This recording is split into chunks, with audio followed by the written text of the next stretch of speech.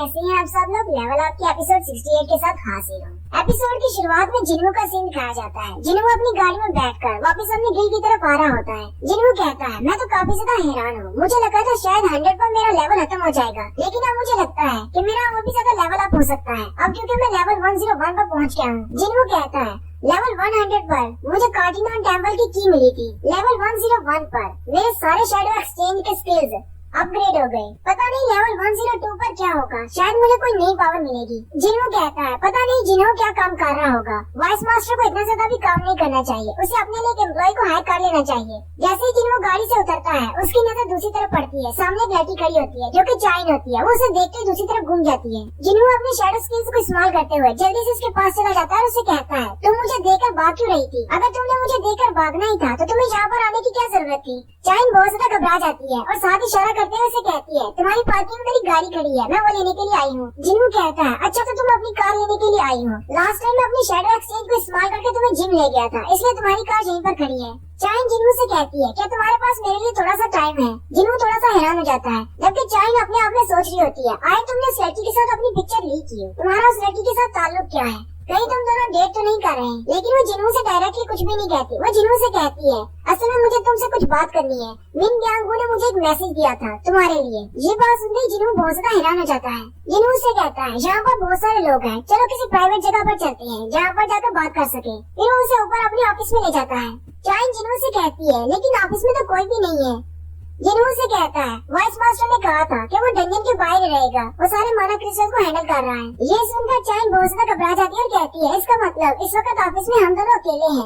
जिन्हों चाइन से पूछता है मिन ब्यांगू ने तुमसे कैसे बात की, उसने तुम्हें मैसेज कैसे दिया और कब दिया? चाइन उसे सारी बात बताती है और कहती है उस दिन जब मैं मरने की कगार पर थी मुझे एक आवाज आई, मेरे अंदर एक रोशनी चमक रही थी। असल में वो मिन ब्यांगू था और वो मुझे कह रहा था कि जिन्हों को जाकर कहना कि उसे अपनी पावर से केयरफुल रहना होगा। ब्यांगू से कहता है मुझे याद है कि मैं मर गया था और मैं डार्कनेस के अंदर था जहाँ से किसी ने मुझे बाहर निकाल लिया और वो शैडो मैं नहीं हूँ। मेरी कॉन्शियसनेस बिल्कुल खत्म हो चुकी है, मैं सिर्फ एक गुलाम बनकर रह गया हूँ जो सिर्फ अपने मास्टर को फॉलो करता है। लेकिन एक बात जिसकी वजह से मैं बहुत ज्यादा परेशान हूँ वो ये बात है कि शैडो सोल्जर बनने के बाद मैं अपने मास्टर के लिए बहुत ज्यादा खुश हूँ और मैं उसको सर्व करना चाहता हूँ क्योंकि जिन्हों की पावर इतनी ज्यादा स्ट्रॉन्ग और इतनी ज्यादा डरावनी है कि मैं उसके सामने घुटने टेक रहा हूँ। जिन्हों को कहना कि उसकी रियल आर्मी उसकी अपनी आर्मी नहीं है और उसकी पावर उसकी अपनी पावर नहीं है, इसलिए उसे अपनी ही पावर से सावधान रहना होगा। नेक्स्ट सीन में जिन्हों और जिन्हों दोनों एक डंजन के अंदर बैठे खाना खा रहे होते हैं। जिन्हों कहता है अगर चाइन को मिन ब्यांगू ने ऐसा कहा है तो ये बात वाकई में सच हो सकती है। वैसे मेरा भी यही मानना है कि मुझे पहले अपनी पावर के सोर्स के बारे में पता करना होगा। स्ट्रॉन्गर बनने से ज्यादा जरूरी इस बात का पता करना है कि मेरी पावर अब सोर्स क्या है। जिन्हों से कहता है इससे तो पुरानी मेमोरीज याद आ गई जब हम दोनों इकट्ठे सी रैंक के डंजन को क्लियर करने के लिए जाते थे। जिन्हों से कहता है पहले अपना खाना तो खा लो उसके बाद बात करो। जिन्हों से कहता है तुम्हारे शैडो क्रीचर्स अपनी मर्जी से चल फिर सकते हैं तो फिर क्यों ना उनको अपने काम करने दे, जबकि हम लोग आराम से बैठ सकते हैं। यहाँ पर नहीं हूँ तो उन्हें डंजन के अंदर भेज दिया करो। जिन्हों से कहता है ऐसा नहीं हो सकता। जिन्हों से दूसरी तरफ इशारा करता है एक चूंटी एक डेड बॉडी को खा रही होती है। जिन्हों कहता है मुझे नहीं पता कि ये इडियट्स क्या करेंगे अगर मैं अराउंड ना हूँ तो। साथ ही जिन्हों से पूछता है क्या तुम्हारी बहन जिना ठीक है, कहीं वो अभी तक ट्रामा में तो नहीं? जिन्हों से कहता है डॉक्टर्स कहते हैं थोड़ा दिन रेस्ट करने के बाद वो बिल्कुल ठीक हो जाएगी। वैसे भी मैंने अपने सबसे बेहतरीन सोल्जर को उसके साथ लगा दिया है, वो उसे गार्ड करेगा। साथ ही जिन्हों कहता है अब जबकि मुझे याद आ गया है तो चलो देखते हैं वो लोग क्या कर रहे हैं। जिन्हों अपनी स्पेशल स्किल सेंस शेयरिंग को एक्टिवेट करता है। जिन्हों अपने सारे शैडोज को देख सकता है कि वो क्या देख रहे हैं। जिन्हों सबसे पहले जिना की तरफ देखता है। जिना सो रही होती है जबकि वीरू वहाँ पर बैठकर टीवी देख रहा होता है। वो एक पुराना चाइनीज ड्रामा देख रहा होता है जिसमें कोई अपने किंग से बात कर रहा होता है और वो भी प्रैक्टिस कर रहा होता है कि कैसे अपने किंग से मुखातिब होना है। जिन्हों कहता है जिना तो सो रही है, मुझे पता होना चाहिए था कि बीरू पीछे से टीवी देखता रहता है और वो इस तरह के शोज देखता है, इसलिए वो इस तरह की बातें करता है। फिर वो अपनी मॉम की तरफ देखता है। उसकी मॉम मार्केट में होती है जो कि शॉपिंग कर रही है। नेक्स्ट वो चोई चोंग और जुनू की तरफ देखता है, उनके साथ भी उसने अपने शैडो सोल्जर्स लगाए हुए हैं, वो भी आपस में फाइट कर रहे होते हैं। और लास्ट में जिन्हों चाइन की तरफ देखता है जो कि वॉशरूम में बैठी नहा रही होती है। ये देखते ही जिन्हों शर्माते हुए जल्दी से अपनी आंखें खोल लेता है और चिल्लाना शुरू कर देता है। जिन्हों से कहता है क्या हुआ, क्या तुमने कोई बुरा सपना देखा? जिन्हों कहता है अब मैं क्या करूँ, क्या क्या मुझे उससे माफी मांगनी चाहिए या फिर मैं उसे लंच करवा दूं? जिन्हों से कहता है, क्या तुमने जापान के एस रैंक के गेट के बारे में सुना है? क्या तुम्हें पता है सिर्फ 3 दिन रह गए हैं डंजन ब्रेक होने में, उसके बाद एस रैंक के मॉन्स्टर्स बाहर निकल आएंगे। मैंने सुना है कि वो पूरी दुनिया से एस रैंक के हंटर्स को इकट्ठा कर रहे हैं। क्या उन्होंने तुमसे कांटेक्ट नहीं किया? जिन्हों से कहता है, वैसे तो उन लोगों ने मुझसे कांटेक्ट किया था, लेकिन मेरे पास एक और मसला है जो मुझे हल करना है, इसलिए मैं वहाँ पर नहीं जा सकता। जिन्होंने क्योंकि डबल लेयर डंजन में जाना है और उसके सिर्फ 27 घंटे रह गए हैं जब उसको लोकेशन के बारे में बताया जाएगा। जिन्हों कहता है, मुझे सिस्टम ने इनवाइट किया है, मुझे वहाँ पर जाना होगा और अपनी पावर्स के बारे में जानना होगा कि मुझे वहाँ पर जाकर कौन से जवाब मिलते हैं। जिन्हों कहता है, सिर्फ 1 दिन रह गया है, 1 दिन के बाद मुझे मेरे सारे सवालों के जवाब मिल जाएंगे, फिर वो दोनों उड़कर चल पड़ते हैं।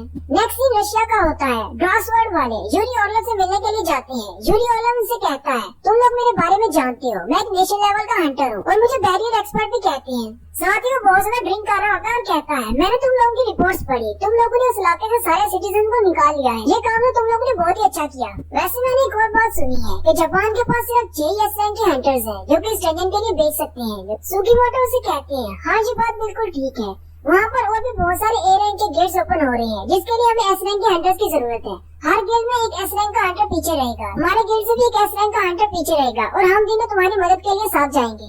यूरी ऑर्लव उनसे कहता है, ये तो बहुत ही बुरी बात है, इस तरह तुम अपनी कंट्री को कैसे प्रोटेक्ट कर सकोगे? साथ ही वो अपनी ड्रिंक की बॉटल को नीचे रखते हुए कहता है, 3.6 बिलियन हर साल, यानी कि 10 मिलियन हर महीने, यही मेरी प्राइस है, बस मुझे इतना दे दो और मैं तुम्हें एस रैंक का गिल्ड क्लियर करके दे दूंगा। $10 मिलियन सिर्फ 1 महीने का। ये सुनकर सुकीमोटो बहुत ज्यादा हैरान हो जाते हैं। यूरी ऑर्लव उनसे कहता है, मैं तो सिर्फ छोटी सी रकम मांग रहा हूँ, 3.6 बिलियन ज्यादा नहीं है। अगर तुम लोग आंद्रे के पास जाते, वो तो तुम लोगों से 36 ट्रिलियन मांगता और इतनी रकम तुम उसको दे नहीं पाते। मेरा रेट तो उससे बहुत ज्यादा कम है। 10 मिलियन पर मंथ का सुनकर मैं भी सोच रहा था शायद मैं भी एक हंटर होता तो मैं भी इतना ज्यादा कमा सकता। सुकीमोटो के साथ जो दोनों हंटर्स आए होते हैं, लड़का लड़की से कहता है, काने तुम्हें थोड़ी सी रशियन आती है, मुझे बताओ ये पियक्कर क्या कह रहा है? काने उसे कहती है, मुझे नहीं पता, लेकिन मुझे इतना पता है कि वो बिल्कुल भी अच्छी बात नहीं कर रहा। साथ ही यूरी ऑर्लव हंसना शुरू कर देता है और उनसे कहता है, तो फिर क्या फैसला किया तुम लोगों ने? क्या तुम लोग $10 मिलियन पर मंथ में अपना कंट्री खरीदना चाहते हो या फिर नहीं, या फिर अपने पैसे को बचाकर एस रैंक मॉन्स्टर के सामने अपनी कंट्री को छोड़ दोगे और हार मान लोगे? और साथ ही वो उनसे कहता है, मुझे नहीं लगता कि तुम लोग इस कंडीशन में हो कि मेरे साथ कोई निगोशिएशन कर सको, तुम्हें तो यहाँ पर मुझसे भीख मांगनी चाहिए। अगर एक बार तुम लोग डील को कैंसिल कर देते हो, फिर चाहे तुम मेरे जूते भी चाट लो, मैं तुम्हारी मदद नहीं करूँगा। सुकीमोटो यूरी से कहते हैं, तुमने इतनी बड़ी बात कर दी तो इसका मतलब तुम्हें अपनी एबिलिटी में पूरा यकीन है कि तुम एक एस रैंक के डंजन को कंट्रोल कर सकते हो। यूरी उसे कहता है, तुम्हारे पीछे जो बेकार से एस रैंक के हंटर्स खड़े हैं, इस तरह के 100 खरीदने से तो अच्छा है मेरे जैसा एक ही हायर कर लो, तुम्हारा पैसा बच जाएगा। ये बात सुनते ही सुकीमोटो के हंटर्स को गुस्सा आ जाता है और कहता है, मुझे लगता है कि इसने हमारी इंसल्ट की है। लेकिन जैसे ही वो अटैक करने के लिए आगे बढ़ने लगते हैं, उनको महसूस होता है जैसे वो यूरी ऑर्लव की एबिलिटी में पहले फंस चुके हैं और वो अपनी बॉडीज को मूव भी नहीं कर पा रहे होते।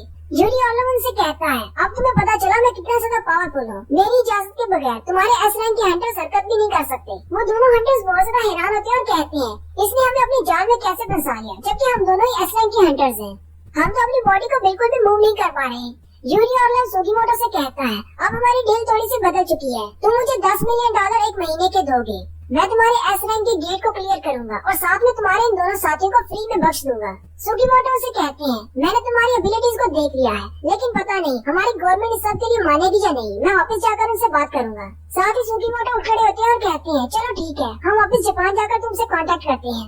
नेक्स्ट सीन जिन्हू के घर का होता है। जिन्हू बैठा अपने जूते पहन रहा होता है। माम उसे कहती है, तुम कहीं जा रहे हो? जिन्हू कहता है, हाँ मैं बाहर जा रहा हूँ। माम उसे कहती है, क्या मुझे तुम्हारे लिए परेशान होने की जरूरत तो नहीं, कहीं तुम किसी डेंजरस जगह पर तो नहीं जा रहे? जिन्हू माम से कहता है, नहीं मेरे पास एक अपॉइंटमेंट है, मैं किसी डेंजरस जगह पर नहीं जा रहा। उसके हाथ में वो की होती है और वो बाहर जा रहा होता है। साथ ही जिन्हों के पास विंडो ओपन होती है जिसमें उसे की लोकेशन बताई जानी है कि कहाँ पर उस की को इस्तेमाल किया जा सकता है और उसका रिमेनिंग टाइम में सिर्फ 1 मिनट और 2 सेकंड रह जाते हैं और साथ ही विंडोज में सेकंड चलना शुरू हो जाती है और जैसे ही उसका टाइमर 0 पर पहुँच जाता है उस की के बारे में विंडो ओपन होती है और कहा जाता है तुम इस की को इस्तेमाल कर सकते हो। लोकेशन के बारे में तुम्हें बताया जा रहा है और उस की लोकेशन जिना का स्कूल होता है जिसे कि बंद कर दिया गया होता है। एसोसिएशन का वही लड़का वहाँ पर खड़ा होता है और कहता है एक ही जगह पर दूसरी बार गेट कैसे ओपन हो सकता है। चलो ये बात तो अच्छी है कि हम लोगों ने स्कूल को क्लोज कर दिया था लास्ट एक्सीडेंट के बाद। उसी वक्त वो सामने देखता है तो सामने से जिन्हू हुड पहन कर आ रहा होता है। वो उसे कहता है तुम यहाँ पर नहीं आ सकते। जिन्हू जैसे ही अपनी हुड उतारता है वो उसे देखकर पहचान जाता है। जिन्हू से कहता है इस गेट को ओपन हुए कितना टाइम हुआ है?